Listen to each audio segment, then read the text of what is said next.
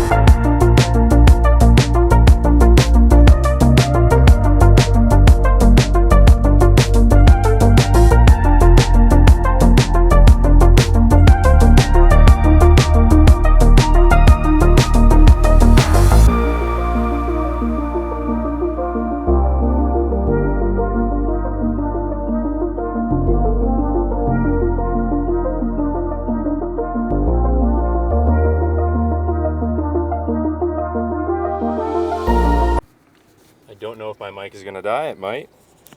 Full upper body session is done. Upper body B with deadlifts. Now today you'll notice that I did sumo simply because sumo is what I've always done for years. When I switched to sumo in like 2018-ish, I just fell in love with how smooth it felt. You know, I felt like my glutes got a good pump, felt better on my lower back. I was a tiny bit stronger with sumo. My grip feels better when it's inside of my knees versus outside. So a lot of pros for me in terms of sumo, but you know, the last few weeks I've been doing conventional just because I felt, you know, I almost felt like there was a little bit of pressure to do so just because the internet makes fun of sumo and they seem to respect conventional more for whatever reason. But yeah, anyway, that's besides the fact. I am now on the way home to get a meal. Seatbelt's already on, which is great. Now I didn't get to film that entire workout simply because this is a brand new gym. They opened up February 12th, so they've been open pretty much exactly for a month. Not being able to film in a gym is understandable, but they basically told me that I wasn't able to film. Or more or less, she told me she wasn't sure if I was allowed to film. She said she was gonna ask the manager the next time that she sees whoever the manager is. But I was excited to go here because I go to another YMCA and you're not allowed to film there. And I know the manager because I used to coach the manager. Very nice guy. He told me that when the new YMCA opens up, I'll be able to film there because it's more of a powerlifting gym, which it clearly is. Anyway, I was really excited to check it out. I do think it's a great gym. Every piece of equipment in there is brand spanking new. It's all Rogue, so you know it's expensive and you know it's quality. So highly recommend to check it out. Downside is there's no cables. There's no cables at all, and there's only limited machines. Like there's no actual leg press. There's just like a machine leg press. There's no actual lat pull down. There's just like a machine lat pull down, which felt really weird. There was no cables, so for triceps, I did a chest supported dumbbell kickback, which is one of my personal favorites when it comes to free weights with triceps. I have a few of those dumbbell tricep moves in my exercise database that I really like to pull out in times of need when there is no cables. Other than that, I would have done just a standard cable push down. Anyways, guys, I will see you in the next clip when we are home to get some breakfast.